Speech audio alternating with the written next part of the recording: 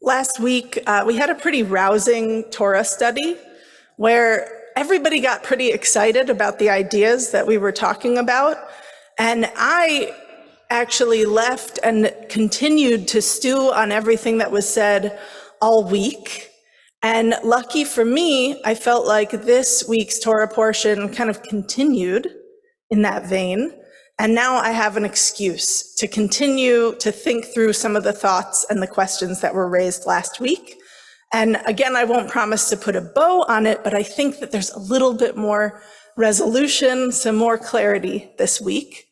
So if you weren't in Torah study, I'll share that we ended up really focusing on a topic that should be near and dear to all of us, which is how do we deal with the question of living in society where we want society, ideally, to be good and full of good actors, and yet at the end of the day, we really can only guarantee our own action. We really can only be responsible or in control of ourselves. And one of the things that came through in last week's Torah study were the ways that religion tries to approach this problem. The forms of social management that religion employs in order to try to manage everybody towards right action and good behavior. In this week's Parsha, this comes through in a few different ways in a few different moments. And I'm going to begin looking at the Parsha just beyond where our chanting ended this morning. We read a triennial. So we read a third of the Parsha every week. And this week, we only read the first part up to verse 10 of chapter 27. And I'm beginning at verse 11. So just beware of that you didn't actually hear this chanted this morning. But in the end, we'll come back to something that we did hear chanted this morning.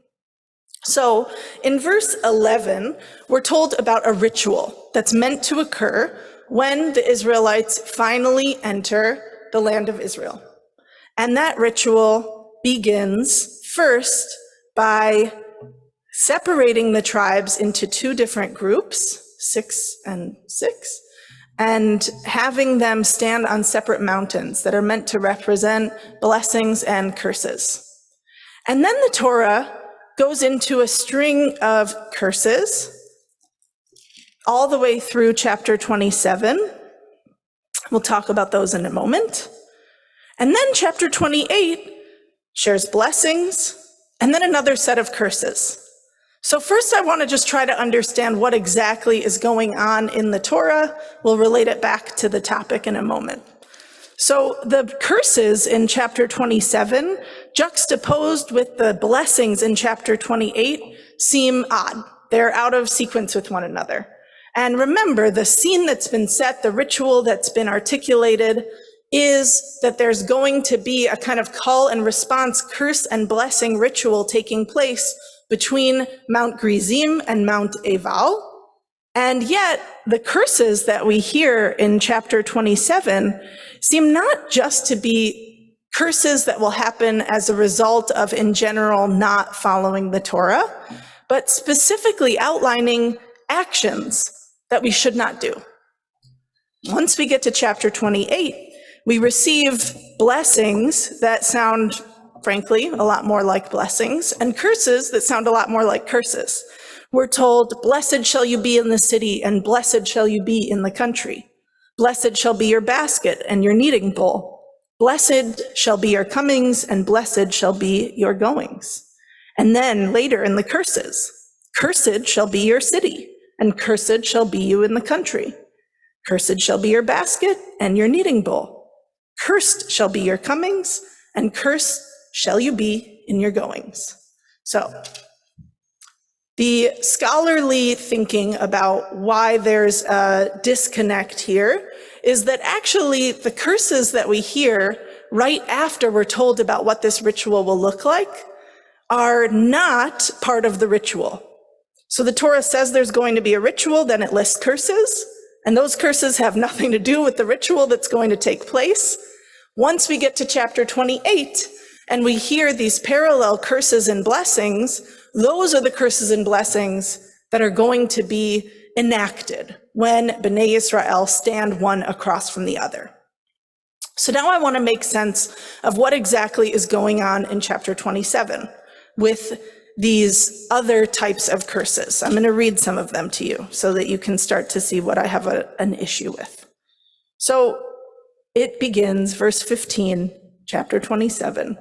Cursed be anyone who makes a sculpted or molten image abhorred by the Lord and sets it up in secret. Cursed be one who insults his father or his mother. Cursed be one who moves his fellow countryman's landmark. Cursed be one who misdirects a blind person on their way, and so on and so forth. So our first reading of this, we should note that these are actions, not curses. They're things that we might do, and then we deserve some kind of censorship because we've done this action. And what we come to learn from a scholarly perspective, I'm going to use a big word now, is that these are thought of as an anathematization, has the word anathema in it, an anathematization of clandestine sins. What does that mean? I'm going to break it down. This list that we get in chapter 27 are all about things that people might do in secret. They're all different forms of things that people might do when they think no one is watching.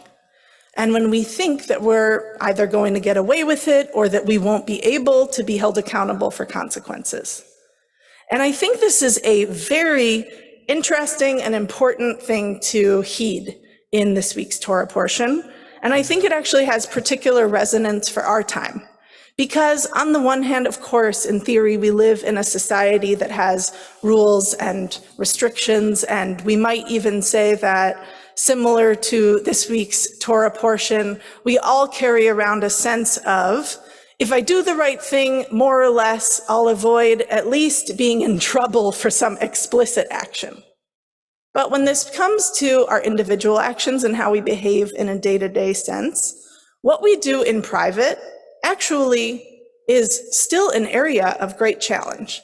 And even more so today when we live in a society where we're actually afforded a lot of anonymity in certain moments, where we can interact with one another on the internet, from inside a car, from a telephone, where you get a telemarketer who calls you and you rude to them, which of course I'm not saying is as bad as, for instance, insulting your parents. But there's something real to heed here about how we behave in private versus how we behave in public, and how we behave in anonymity, as opposed to how we behave when we know and are aware that we're being seen. I think this is actually deeply important Torah for this time of year, when we're in a process of reflection about what we've done, and often our apologies to other people in our lives come from when we've done something explicit. It comes from when we know, or perhaps we assume, that because someone had a reaction, we want to say we're sorry. And for those things that happen in secret or in silence, or where we have no one to hold us accountable to them, what are we meant to do about them? So I said earlier when I introduced the Haftorah that there is kind of a broad theological problem that we have in Judaism, which is that especially in Torah, not as much in our later rabbinic text, I think they're dealing with the same issue that we all deal with. In Torah, there's a really tit-for-tat vision of God. If you do something wrong, you're going to be punished. If you do something bad to someone in secret, you'll get yours, you'll be cursed. And I think we can all take a moment and reflect and recognize it doesn't feel like it really works that way. We often have had something done wrong to us and never received apology or retribution for it. And we've certainly done wrong things where we slid by. I have a personal experience where whenever I snuck out at camp, I would always get caught. So I developed like a real allergy to doing things that I didn't want to, get caught for later. But the truth is we all have our moments when we get away with something, and it makes it tempting to assume that if I just do a little bit of a wrong thing, it's not going to cause a problem. We need that conscience in order to survive day to day. We make 1,000 choices a day, and in fact, we are going to miss the mark sometimes. And yet, I do want to hold that there is a core value in our tradition of not just ignoring what we do in not just assuming that what we do in public is what has the greatest impact on how we are received in the world. What we do in private is equally, if not even more important. In Pirkei Avot, it teaches, in the words of Rabbi Yochanan ben Barucha, that whoever profanes the name of heaven in secret, they'll actually be punished in the open. Unwittingly or wittingly, it is all one in terms of profaning the name. Those things that we do just in private, they impact us, and in so doing, they impact other people. What we do is not only ever just for us. It always has some broader impact and implication. And what we're invited to think about today, and really all days, hard as it is to do, is how our personal action has ripple effects and how we are meant to do our absolute best to behave well up front, and when we make mistakes, to find ways to repair even those mistakes done in private. I want to think for one moment about one of the core things that happens in the part of our parsha that we read this morning. It said that when you enter the land, the very, very first thing you're going to do is plaster a rock with white plaster and then write out the entire Torah on the rock. So really, the Torah might have been shorter, okay? I'm just saying. Couldn't fit on a rock today.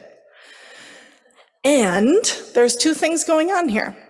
One, we're proclaiming in some kind of bulletin what our values are as a community. We're saying, this is what we believe, this is what we strive for, this is who we want to be. And by requiring us to write it in our own hand, it's also saying a truism about humanity, which is that we need to experience and embody the things that we're meant to do in a real way. It doesn't matter if I just tell you from up here what to do. At the end of the day, you're going to have to make your mistakes and make your repairs on your own. And in a sense, by asking that the people write in their own hand the Torah, it's inviting them to truly make it a part of themselves, to feel it in that real, true way. And I think that we actually have opportunities to metaphorically or even literally write the Torah all the time. That perhaps in this season, as we lead up to the high holidays, that we're in this season of repentance and thought and reflection, that we not only censor ourselves and say, oh, what did I do wrong? Oh my God, I'm a bad person because I made this tiny mistake. We actually should also tend to who we want to be in a positive sense. We should be thinking about what our core values are that we want to articulate outward. And what are the core values that we can agree on with the people who we love and care about and call family, friends, and community. That is a deeply important process that helps all of us on our pathway to righteousness.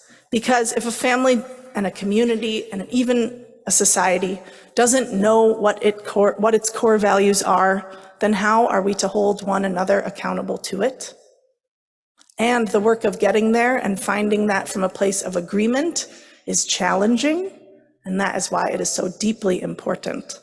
So hopefully we'll begin this season with our own personal reflection, and perhaps by next year we'll be ready to write our literal Torah out of who we want to be in the world and how we will hold one another accountable to a vision of being our absolute best selves. I think that's all for now.